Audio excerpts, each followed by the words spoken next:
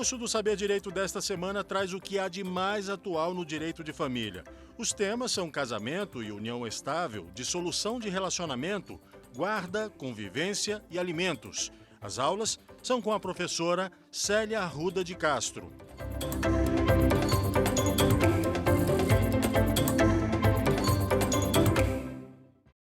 Olá, eu sou Célia Arruda de Castro, advogada, faço parte do conselho da OAB-DF, sou professora de Direito Civil há muitos anos. É um prazer estar aqui no programa Saber Direito, tão importante para os nossos estudos jurídicos. Nós estamos na terceira aula de Direito das Famílias. Na primeira aula, nós apresentamos uma introdução da matéria, analisando num passado recente algumas justificativas para os institutos que nós temos hoje e a maneira que eles estão sendo aplicados. No segundo módulo, nós tratamos das espécies de família, da ampliação do rol de entidades familiares autorizada pela Constituição de 1988. Casamento, união estável, famílias monoparentais, lembrando que esse rol da Constituição é um rol meramente exemplificativo. Outros grupos sociais que tenham também as circunstâncias, as características identificadoras de uma entidade familiar também serão reconhecidas, estarão também amparadas pela ordem jurídica e seus membros poderão pleitear a aplicação dos institutos de proteção, tanto constantes da Constituição de 88, como do Código Civil de 2002 também. Na aula de hoje, nós trabalharemos os meios de dissolução desses relacionamentos. Quando é casamento, divórcio, quando é união estável, as dissoluções de união estável, analisando os pontos de semelhança e de diferença entre esses procedimentos. Foi feita uma introdução na primeira aula com relação à evolução histórica que nós enfrentamos no nosso país com relação ao divórcio. Lembrando que até 1977 não havia o divórcio no Brasil, ele só foi autorizado por meio de uma emenda constitucional em 1977, porém, apesar de autorizado, existia muita burocracia, os requisitos eram muito rigorosos para que aquele casal pudesse obter o divórcio e, assim, a regularização da dissolução do relacionamento que havia entre eles. Inclusive, algumas curiosidades, algumas peculiaridades são muito interessantes da gente trazer de volta, para que a gente tenha a dimensão da quantidade de mudanças, tanto na sociedade como na legislação, e de que maneira essas alterações aliviaram, diminuíram a burocracia, e sempre que se diminui a burocracia, nós estamos também aliviando o sofrimento que as partes envolvidas nesse divórcio precisam enfrentar para regularizar, então, o rompimento desse vínculo. Em 1977, portanto, foi autorizado o divórcio por meio de uma emenda constitucional, depois de um forte debate jurídico enfrentado nas casas do Legislativo. Porém, o divórcio, em princípio, só foi autorizado uma única vez para cada cidadão. Então, é como se cada cidadão tivesse adquirido o direito de obter um único divórcio, como se só fosse permitido um único erro, um único equívoco. Até 1977, nenhum divórcio era permitido. O que havia na legislação era o até hoje conhecido, porém sem muita profundidade, desquite. Então, até 1977, não era possível divorciar, mas mesmo não sendo possível o divórcio, os relacionamentos chegavam ao fim. E o casal, para tentar regularizar ou dar publicidade ao fim daquele relacionamento, poderiam buscar apenas o desquite. A própria expressão já causa alguma curiosidade, porque se nós formos analisar a estrutura da palavra, o significado dela, desquite, significa não quites. Como não era permitido o divórcio, o casal que rompia não estava agindo de acordo com o ordenamento jurídico. Porém, para regularizar a saída de um dos dois do lar conjugal, então era autorizado o desquite. Olha só que tipo de status essas pessoas passavam a ostentar na sociedade. o que potencializava condutas preconceituosas, sem sombra de dúvida nenhuma. Então, nós estaríamos diante de um casal de desquitados, diante de um ex-casal que não estava de acordo com o ordenamento jurídico porque o divórcio não era autorizado. Mais uma observação que eu acho importante fazer é no sentido de que, não sendo possível o divórcio, mesmo buscando pelo desquite, o casal não estaria autorizado a contrair um novo casamento, porque o vínculo do casamento era indissolúvel, porque o desfazimento desse vínculo só se dava ou por meio do divórcio, ou por meio da morte de um dos dois, ou numa hipótese de anulação de casamento. Então, o simples reconhecimento de que aquele casamento não era mais interessante para o casal não autorizava o pedido de divórcio e eles não estavam autorizados, portanto, a um novo casamento. Qual a consequência disso? As pessoas, muito comumente, se envolviam em relacionamentos que eram considerados marginais, relacionamentos que eram tratados pela própria legislação de forma marginal, porque não era permitido um novo divórcio, havia um vínculo com aquele primeiro casamento, só que as pessoas já não mais viviam juntas, e então novos relacionamentos, sem dúvida nenhuma, aconteciam. Só que essas pessoas não poderiam se casar novamente, e a união estável ainda não havia sido reconhecida. Portanto, esses novos relacionamentos marginais eram denominados de concubinato, uma expressão que, sem dúvida nenhuma, tem um aspecto de muito preconceito. De 77 para cá, nós enfrentamos diversas alterações. A primeira, então, em 77, com a autorização do divórcio, mas só podia um divórcio para cada um de nós. Então, casada, eu poderia pleitear o divórcio a partir de 77 e poderia me casar novamente. Mas imaginem, eu me caso novamente com alguém que nunca havia se casado. Então, Célia, divorciada, contrai casamento com um rapaz que nunca havia se casado, sendo, portanto, solteiro até agora, antes do casamento. E eu percebo, junto com ele, que esse meu segundo casamento, da mesma forma, não obteve sucesso. E pretendo um segundo divórcio. Este segundo divórcio é que eu estou afirmando. Ele não era possível na época. Olha só, há tão pouco tempo atrás, em 1977. A curiosidade do exemplo é que eu era divorciada antes de me casar, mas o meu marido não, ele era solteiro, ele nunca havia se casado. Como faz? Era possível ou não esse divórcio? Na época, as vozes mais fortes eram de que esse divórcio não seria possível pelo fato de que um dos cônjuges já havia sido divorciado uma vez e só era permitido um divórcio. Ocorre que a negativa do divórcio, nesse caso, retirava, no meu exemplo, do meu marido, o direito de obter o primeiro divórcio. Ele nunca havia sido divorciado. E assim, a jurisprudência, tendo que interpretar de forma mais razoável a legislação, passou a autorizar esse divórcio, porque era o primeiro divórcio para ele. Porém, concedendo o primeiro divórcio para ele, eu estava recebendo o meu segundo divórcio. E essa restrição com relação ao número de divórcios que a pessoa poderia pleitear só deixou de existir, pasmem, com a Constituição de 1988. Então, não era possível o divórcio até 77, a partir de 77 o divórcio passou a ser autorizado, porém depois de uma contagem de prazo mínimo de casamento para poder obter divórcio, e cada um de nós só poderia pleitear o divórcio uma única vez. Com a Constituição de 88, o que muda?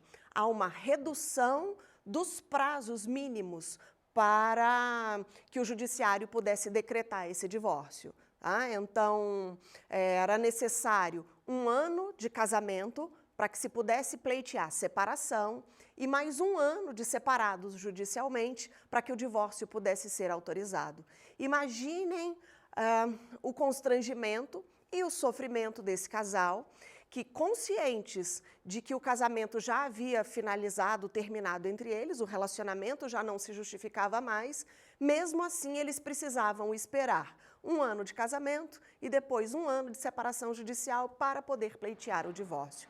Eram 2 anos, no mínimo, de um vínculo inadequado, um vínculo muito grande, porém de forma inadequada entre eles, o que abalava certamente, inclusive, no convívio que o casal tinha ainda com os seus filhos. Esse prazo persistiu até 2010. 2010 tem muito pouco tempo. Só em 2010 que o divórcio passou a poder ser pleiteado sem a contagem desses prazos mínimos. Um registro que eu acho importante é que a doutrina da época, e não tem tanto tempo assim, denominava esses prazos de prazos de reflexão. Era como se o legislador estivesse orientando ou aconselhando o casal que pensasse um pouquinho mais. Porque se eles pensassem um pouco mais, eles desistiriam do divórcio, porque o divórcio poria fim à família deles, e a família é o grupo social mais relevante que existe, e então o ideal era que eles não se divorciassem. Hoje não. Hoje você se casa na segunda-feira, se perceber na quarta que o relacionamento não daria certo, na sexta é possível já pleitear o decreto do divórcio, inclusive sem a necessidade de bater as portas do judiciário, porque hoje, de forma consensual, o divórcio pode ser obtido direto no cartório por meio de simples escritura pública, percebam, sem burocracia, com menos custos e automaticamente com menos sofrimentos também para aquele casal. Nas regras de hoje, então, o divórcio pode ser decretado ou pode ser obtido direto no cartório. Quais são os requisitos, quais são as circunstâncias que devem ser identificadas para que o próprio tabelião providencie a lavratura da escritura pública de divórcio? O casal tem que estar em consenso, de comum acordo, não pode haver litígio entre eles. Os dois têm que estar representados por advogados e, fatalmente, o divórcio, simples assim, já pode ser decretado. Existem livros hoje na doutrina que tratam do divórcio como um divórcio um divórcio sem burocracia, já que é a realidade da nossa sociedade, então que o divórcio seja decretado com menos sofrimento. A partilha não é obrigatória no momento do divórcio, mas é recomendável que ela seja feita. Eu costumo denominar de acertamentos. No momento da dissolução do relacionamento, além do divórcio, existem outros acertamentos, outras decisões que giram em torno do divórcio e que o ideal é que sejam tratadas neste mesmo momento, junto com o divórcio. Não há obrigatoriedade. É possível obter o divórcio e estes acertamentos podem vir a ser feitos no momento posterior. E aí depende do caso concreto, né, da opção que aquele casal faz, das necessidades, das pendências que eles têm a resolver. Então, é possível resolver a partilha de bens, que depende não de um acordo neste momento, mas depende do regime de bens que eles adotaram lá no início do casamento, comunhão parcial, comunhão universal, participação final nos aquestos, separação de bens, ou mesmo usando da liberdade que nós temos do Código Civil, utilizar um regime híbrido, aproveitando dos regimes de bens, aquelas regras que interessam ao casal, ou mesmo um regime sui generis, com regras próprias, não imaginadas pelo legislador, mas possíveis, né, de serem aplicadas em razão desta grande liberdade com relação às estipulações patrimoniais. Não com relação às estipulações pessoais, mas sim às patrimoniais.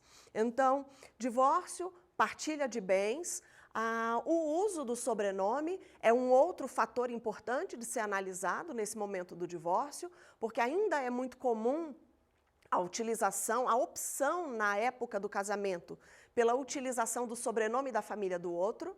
Então, num dado momento, nesse nosso histórico, nessa nossa evolução, era obrigatório que a mulher usasse o sobrenome da família do marido, literalmente para dar publicidade à sociedade, como se fosse uma regra de pertinência a quem ela pertence, porque até muito pouco tempo atrás, década de 60, década de 70, a mulher, quando se casava, era reduzida a um estado de incapacidade. Ela passava a precisar da autorização do marido para a prática de atos simples do dia a dia, como viajar e como trabalhar. Então, era obrigatória a utilização do sobrenome de casada para que socialmente essa necessidade das autorizações fosse mais facilmente identificada.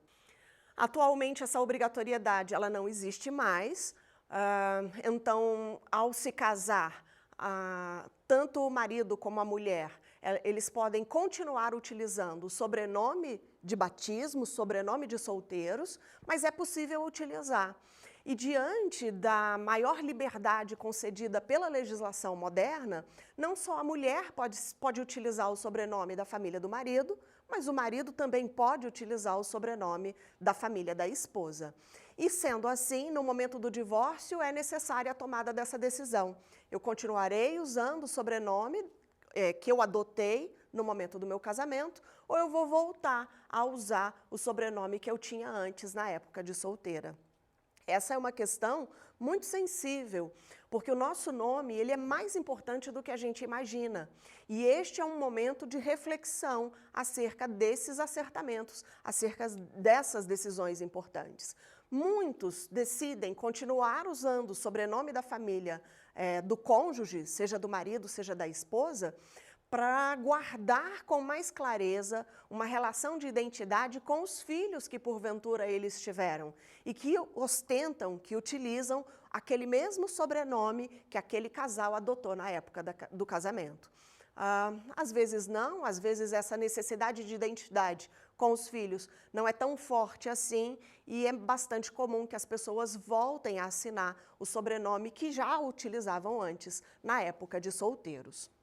Então, essa é uma decisão a ser tomada neste momento. É possível a mudança noutros momentos, mas já que o divórcio vai ser discutido, então o ideal é que todo aquele procedimento seja todo ele trabalhado ao mesmo tempo. Então, falamos do divórcio, da partilha de bens que não é obrigatória, pode ser pleiteada no momento posterior, o uso do sobrenome, a necessidade ou não de estipulação de alimentos entre os ex-casados, tá? Porém, haverá uma aula específica na qual nós trataremos especificamente dos alimentos, da pensão alimentícia. Então, quanto aos alimentos, nós deixaremos o detalhamento da regra para a próxima aula. Existem os acertamentos também com relação aos filhos, se o casal teve filhos, guarda, regime de convivência, como se dará, né, a convivência daquele que saiu de casa com os filhos, lembrando que o direito de convivência não é dos adultos, o direito de convivência é dos filhos, porque os pais se separaram, os pais se divorciaram, que é a expressão técnica de hoje, porém, eles se divorciaram entre si, e este divórcio não pode gerar afastamento do convívio que o pai tem e deve continuar tendo com os seus filhos, como também a mãe. E a pensão dos filhos, né? Que também haverão módulos específicos, aulas específicas, tanto para os regimes de guarda, as maneiras possíveis de se regulamentar essa convivência e a aula específica com relação a alimentos. Então, vejam bem, o divórcio pode ser obtido na via judicial ou na via extrajudicial, direto no cartório. Havendo consenso entre o casal, eles têm esta opção de optar pela via judicial ou extrajudicial. Porém, se não houver acordo entre eles, se eles estiverem diante de uma situação de litígio, eles perdem essa opção e o divórcio deve necessariamente ser buscado na via judicial. Entra-se com uma ação de divórcio. Nós não mais utilizamos hoje em dia a expressão conversão de separação em divórcio, nem mesmo divórcio direto, porque já que não existem essas fases prévias, aqueles prazos de reflexão aos quais eu me referi mais no iniciozinho da nossa aula, como esses prazos já não existem mais, como não existem etapas prévias para que o divórcio seja alcançado, então não é mais necessário utilizar a expressão divórcio direto, utilizamos apenas divórcio, é a melhor técnica para o manejo dessas ações direto no judiciário. Da mesma forma, no judiciário é possível fazer acumulação de todos esses acertamentos, divórcio, compartilha, a utilização do sobrenome de casado ou o retorno ao uso do sobrenome de solteiro, como também os acertamentos com relação aos filhos. É importante perceber uma alteração bem recente na prática jurídica na área do direito das famílias, que vem sendo denominada pelos tribunais de divórcio unilateral. Mas para que o divórcio unilateral fique bem esclarecido, eu gostaria de dar como se fosse um passo para trás, para imaginar junto com vocês que quando alguém pede divórcio, a procedência desse pedido de divórcio vai interferir na esfera jurídica de outro alguém, que terá sua qualificação alterada, que terá o seu estado civil alterado, ainda que não concorde com isso. Então, até muito pouco tempo atrás, era imprescindível trazer o outro cônjuge para conseguir obter o divórcio, exatamente em razão dessa interferência na esfera jurídica do outro, em razão do pedido de um que vai exercer esse seu desejo de divórcio, vai impor a sua vontade, subjugando a vontade do outro, que não tinha interesse nenhum em se divorciar.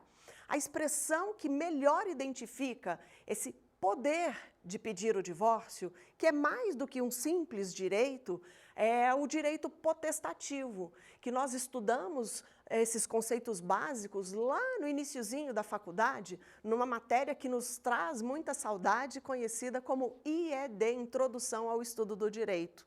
Na Introdução ao Estudo do Direito, nós estudamos o direito subjetivo e o direito potestativo. O direito potestativo é este, que nos garante um poder de decisão maior, de realizar este nosso direito unilateralmente, impondo a nossa vontade e subjugando a vontade do outro. Exatamente essa expressão utilizada pela doutrina, e eu não estou potencializando mais do que o necessário esse poder. É o poder de subjugar, inclusive, a opinião do outro, enfrentando de frente essa resistência, obtendo o decreto do divórcio, alterando a qualificação do outro, ainda que haja resistência. Portanto, pelo raciocínio lógico que a gente desenvolve desse conceito de direito potestativo, então basta a opinião de um para que o divórcio possa ser decretado.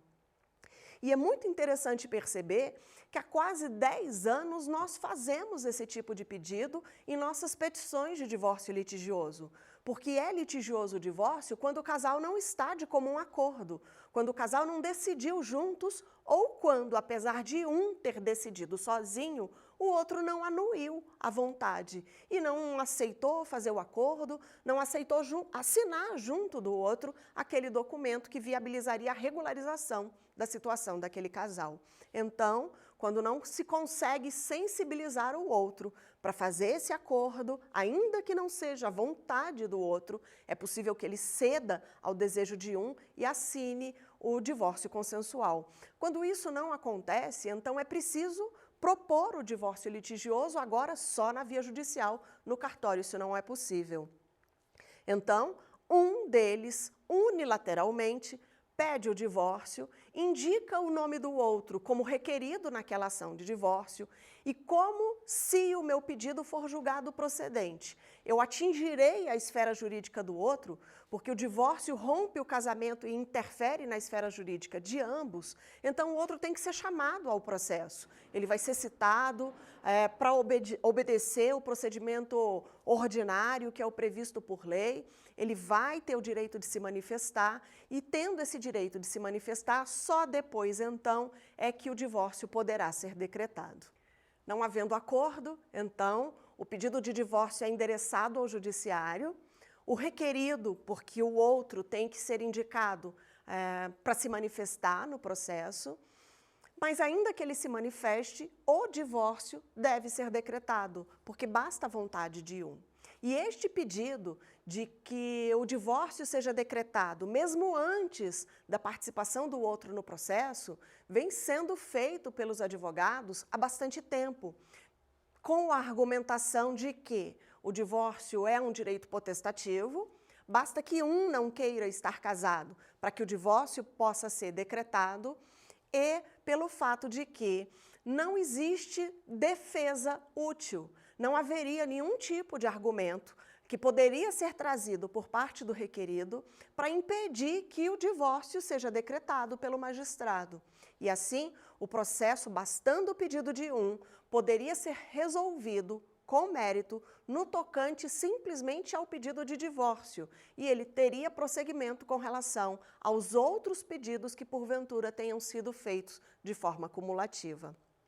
A partir do momento que o divórcio é decretado, gerando uma divisão no processo, porque com relação ao divórcio, o processo termina neste momento, é impressionante como na prática, no convívio com o casal, no convívio com o cliente, já diminui a angústia que eles enfrentam porque é um momento de vida difícil e fica mais fácil, inclusive, para que os outros acertamentos, partilha, alimentos, a situação dos filhos comuns, sejam resolvidos, os acertamentos, mediante acordo.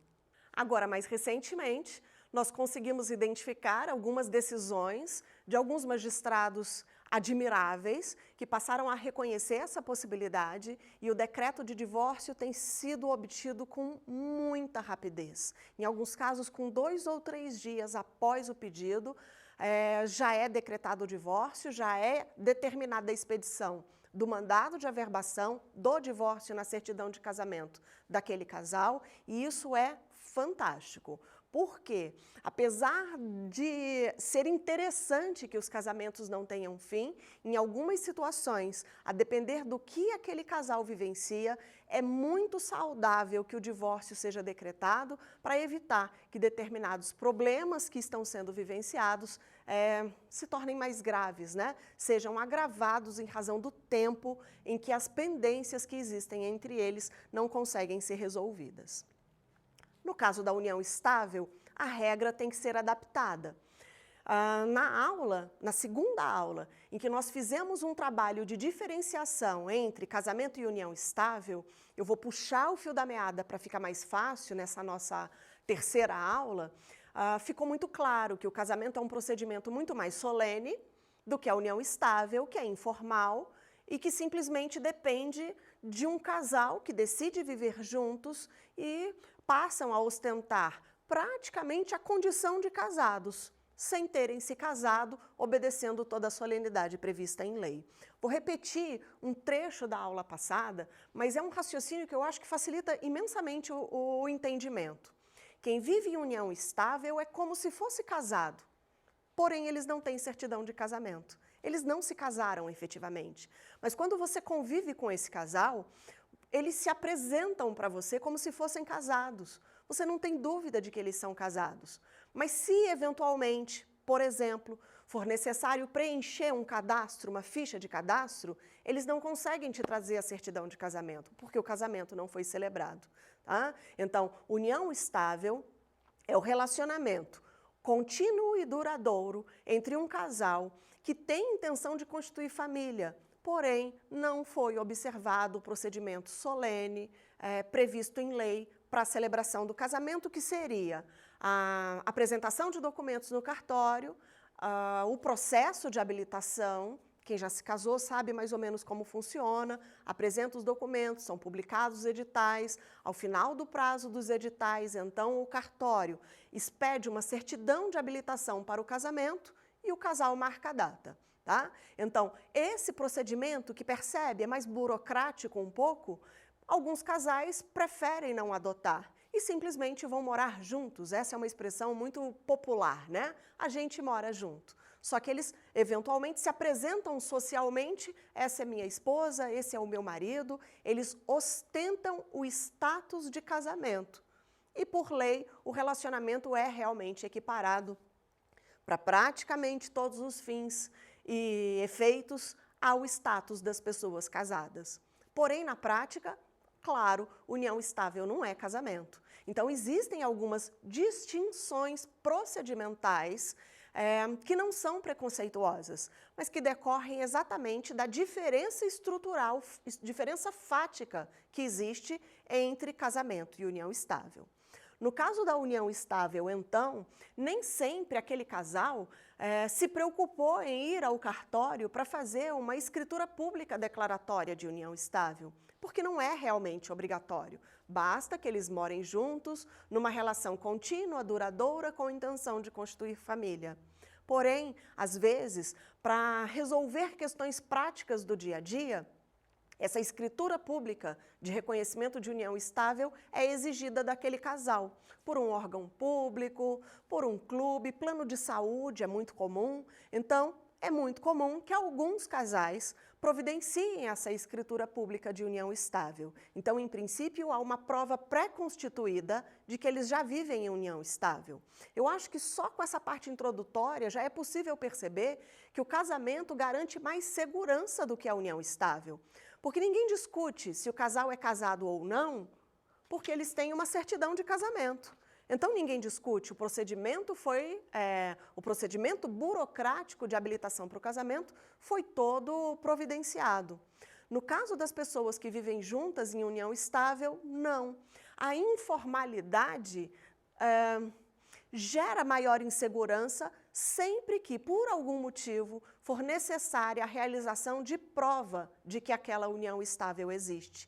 Então, como que eu posso pensar na dissolução da união estável se ela não foi nem regularmente constituída? Não tem como eu aplicar para a união estável, então, os mesmos procedimentos de rompimento de vínculo aplicados ao casamento. Quais são as mudanças na prática?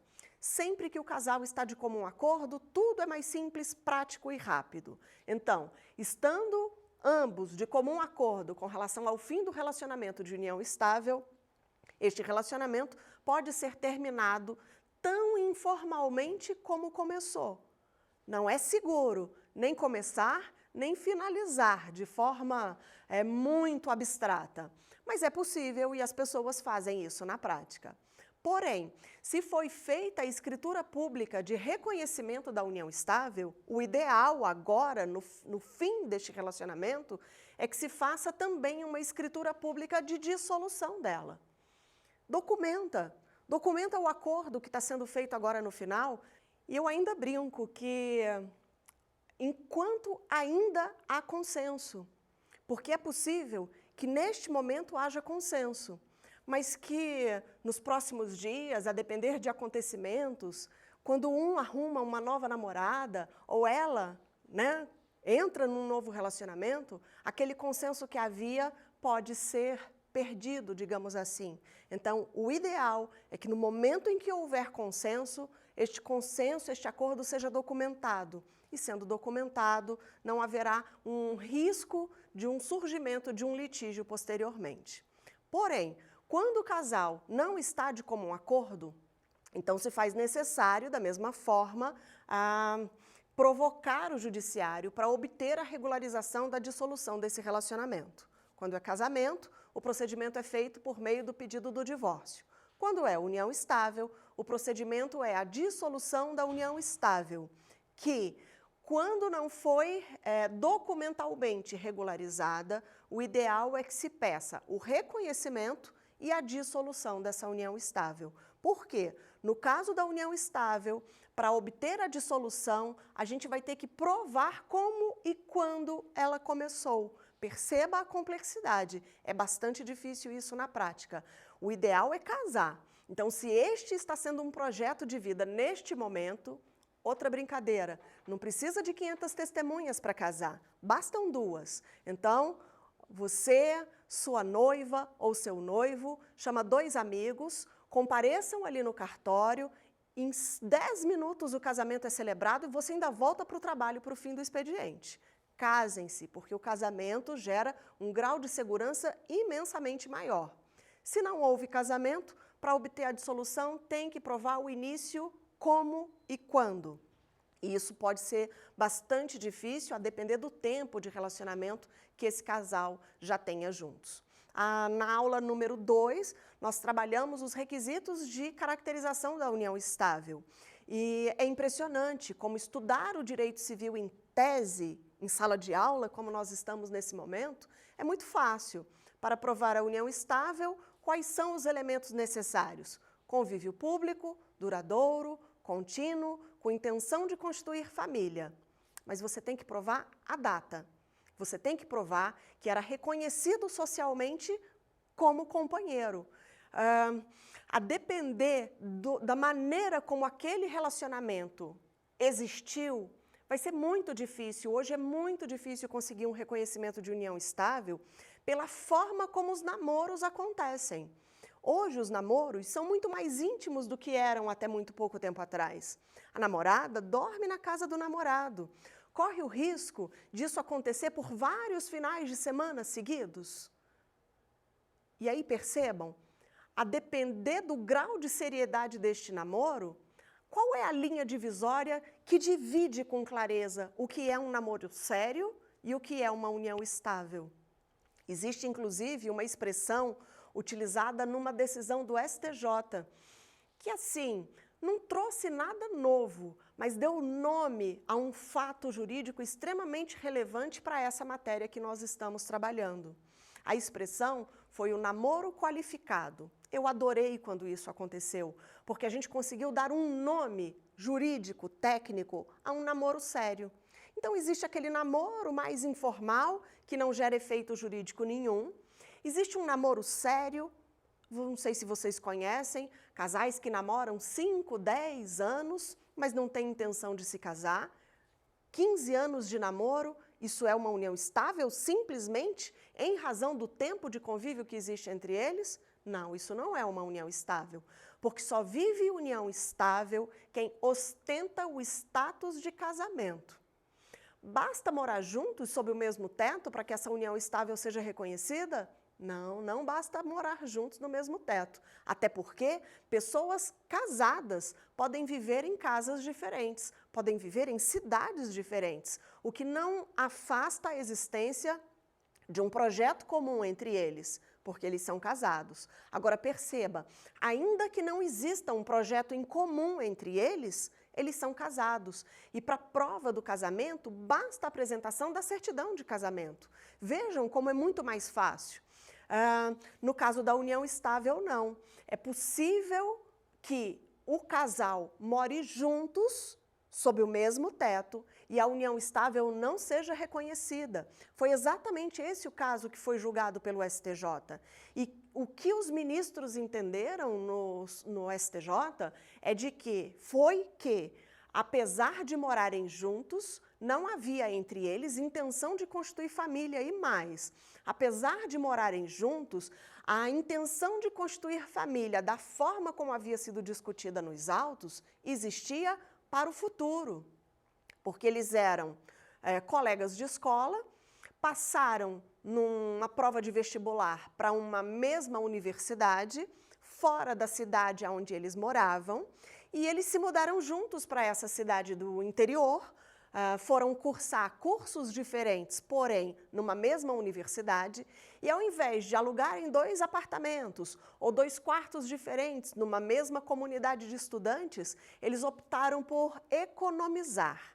Eles alugaram um imóvel e convenceram os pais de que uma só geladeira, um só condomínio, uma só mensalidade de locação, sem dúvida nenhuma, seria muito mais econômico que eles ficassem no mesmo lugar do que em lugares diferentes. E cursaram toda a faculdade morando juntos. Mas percebam, durante o convívio que eles tiveram, morando juntos nessa mesma cidade do interior, eles não se apresentavam como casados socialmente. Eles não se apresentavam para terceiros como se fossem casados e eles não se tratavam entre si como pessoas casadas. Se você vive com alguém em união estável e é necessário se apresentar socialmente, normalmente, essa é minha esposa, esse é meu marido, essa é minha mulher, esse é meu marido. Se você não vive junto em união estável, essa é minha namorada. Deixa eu te apresentar meu namorado, e aí você traz o namorado e apresenta. Então, apesar de terem vivido juntos durante alguns anos, morando sob o mesmo teto, o que o STJ entendeu é que o que havia entre eles era um namoro sério, reconhecido pelas famílias, incentivado pelas famílias.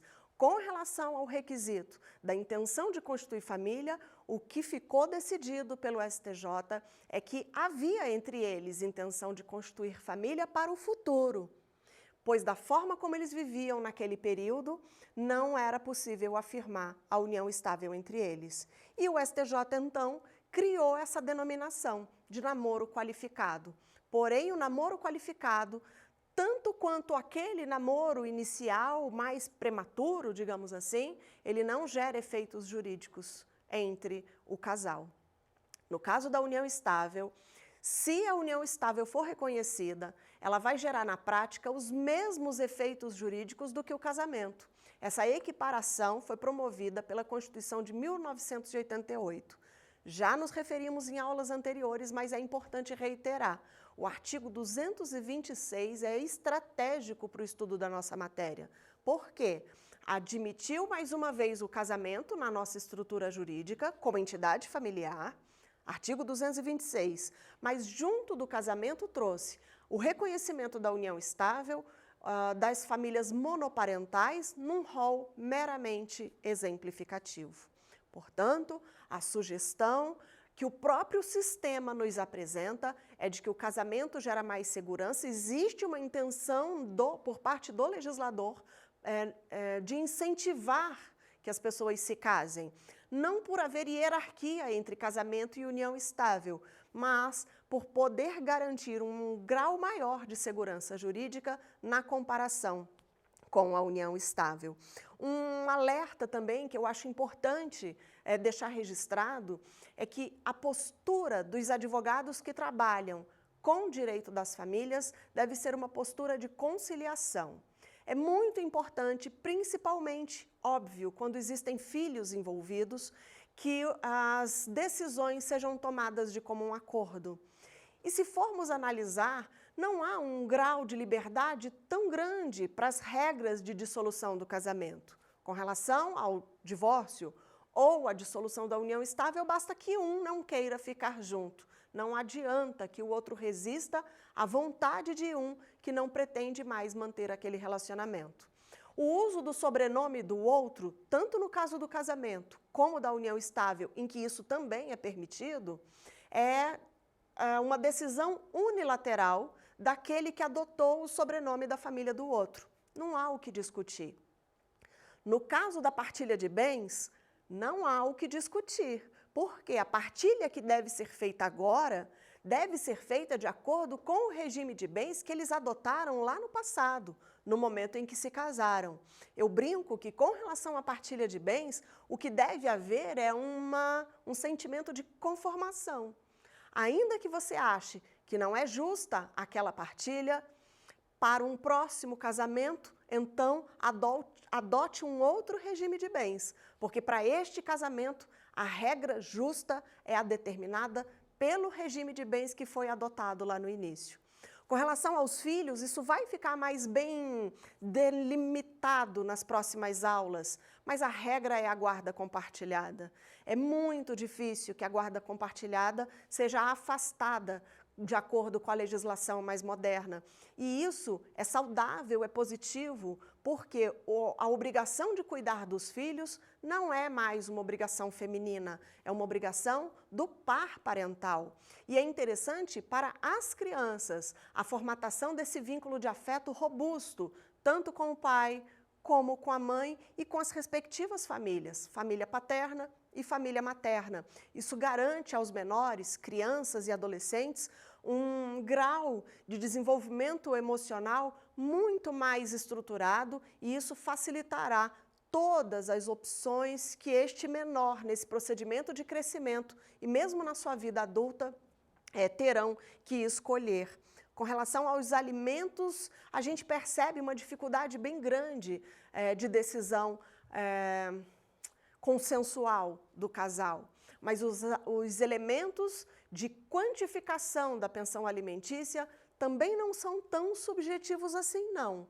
E quando eu fiz o alerta para a conduta do advogado que faz esse acompanhamento, é no sentido de que esses limites legais que têm um grau de subjetividade, mas não tão grande assim, devem ficar muito claros para o cliente, para que ele possa, ele mesmo, medir a viabilidade de um processo litigioso. Não vale a pena no final. Um processo litigioso tende a durar no tempo.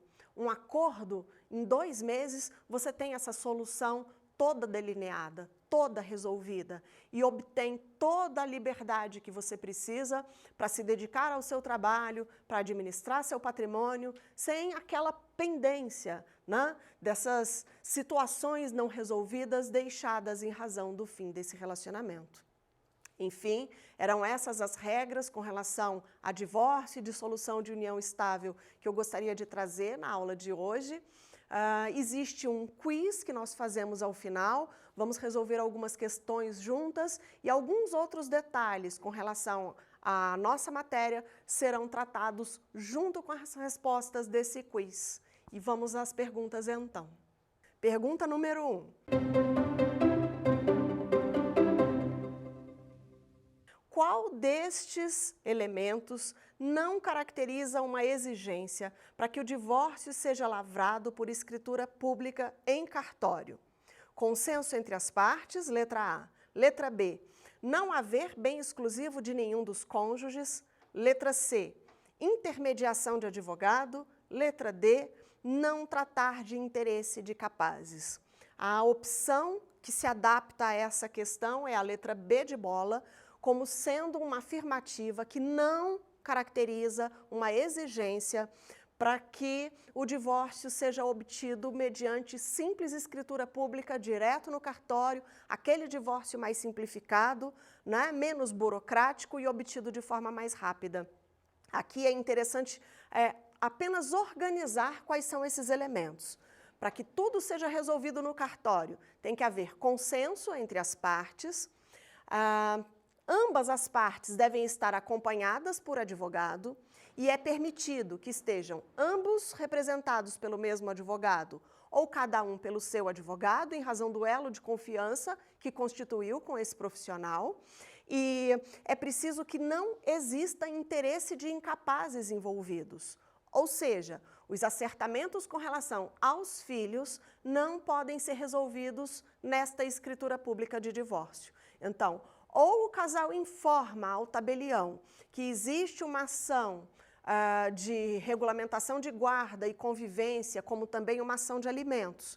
E aí, a parte que envolve os interesses dos incapazes deve ser encaminhada ao judiciário e aqueles outros acertamentos que envolvem apenas o casal, os adultos, podem ser desmembrados e resolvidos por escritura pública em cartório. Procedimento muito mais simplificado. Nossa segunda questão.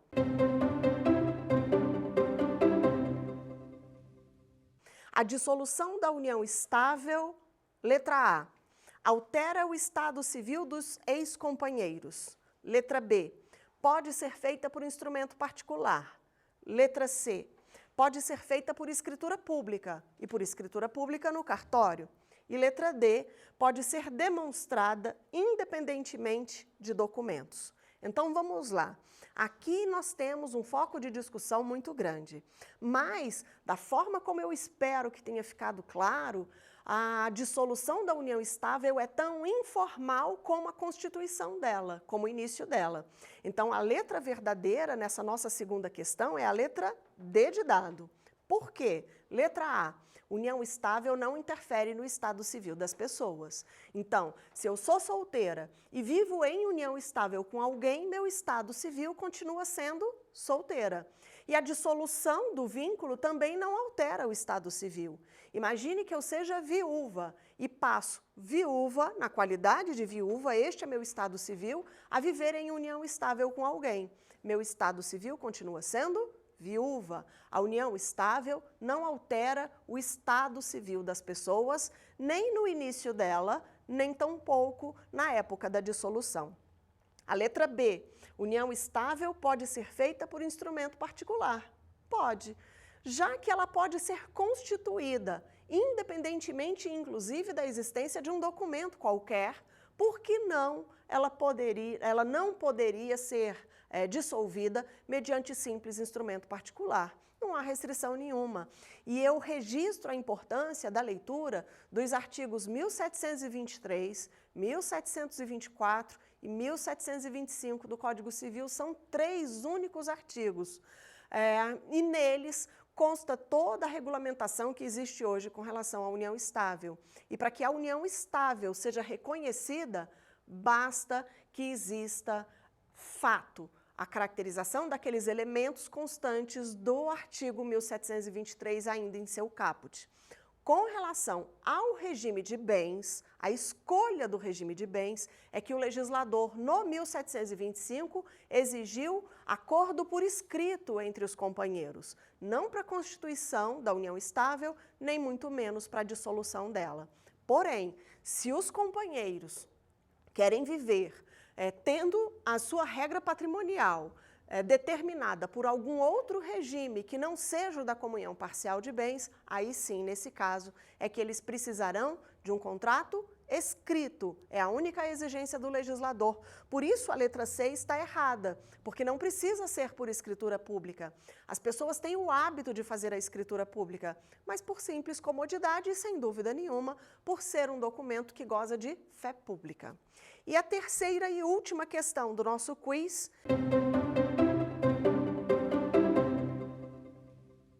é considerado requisito para que o divórcio seja decretado. Letra A prova da causa do fim do casamento. Letra B, a intenção de uma das partes. Letra C, a apresentação judicial do pedido. Letra D, que haja consenso entre o casal.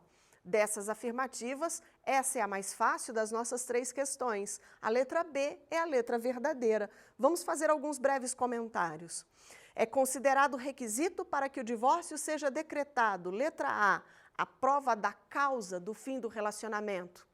Isso já não existe mais. Isso existiu durante muito tempo e deixou de existir, inclusive, em 2010, há muito pouco tempo. Até muito pouco tempo atrás, era necessário o apontamento das causas para que o casamento pudesse ser dissolvido quando nós passávamos pela etapa da separação judicial para poder obter o decreto do divórcio posteriormente. As causas não interessam mais ao judiciário e essa é uma regra de enorme ponderação, de enorme consciência, porque a ninguém interessa quais são as causas, quais foram os motivos que levaram aquele casal a não terem mais interesse em viver juntos. Imaginem o sofrimento que era quando as causas do fim do casamento deveriam ser provadas judicialmente.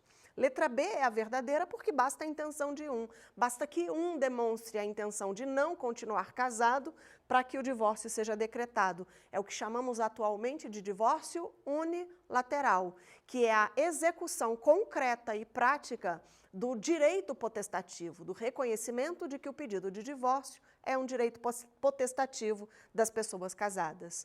A apresentação judicial do pedido não pode ser um item verdadeiro, porque o divórcio pode ser obtido por escritura pública no cartório. Basta que o casal esteja de comum acordo. E a letra D, que haja consenso entre as partes. Não, não é necessário que haja consenso. É necessário que haja consenso para que o divórcio seja obtido direto no cartório, daquela forma menos burocrática. Mas se não houver consenso, o pedido será endereçado ao judiciário e o decreto de divórcio hoje vem sendo obtido também de maneira bastante rápida. Encerrando a nossa aula, eu gostaria de registrar a importância de acompanhar o trabalho do Instituto Brasileiro de Direito de Família, o IBDFAM. Por meio do acompanhamento dos trabalhos feitos pelo IBDFAM, nós conseguimos ter acesso à publicação de obras atualizadas, eventos onde esses assuntos são discutidos, que são realizados no país inteiro, de forma presencial, de forma virtual. A matéria é muito específica. Eu imagino que esteja sendo claro de que as alterações são muito constantes. É impossível que um livro de doutrina publicado um ano antes esteja hoje ainda atualizado, porque a todo momento a jurisprudência vem trabalhando o direito de família e reconhecendo a necessidade de retirar dos seus elementos que fazem parte da família, sofrimento, para que a tomada das decisões seja feita de forma cada vez mais simples, menos burocrática e também com menos custo, menos investimento financeiro. Eu gostaria também de disponibilizar o meu Instagram, para quem tiver interesse, onde são publicadas também decisões que são proferidas nos mais diversos tribunais do nosso país, que podem divergir muito, já que nós vivemos num país continental, @Célia Arruda DC. Aguardo vocês por lá. Até a próxima aula. Quer dar uma sugestão de tema para os cursos do Saber Direito? Então mande um e-mail para a gente, saberdireito@stf.jus.br, ou entre em contato por WhatsApp. O número é esse que aparece na tela. Você também pode acompanhar as aulas pela internet. Acesse tvjustiça.jus.br ou nosso canal no YouTube, TV Justiça Oficial.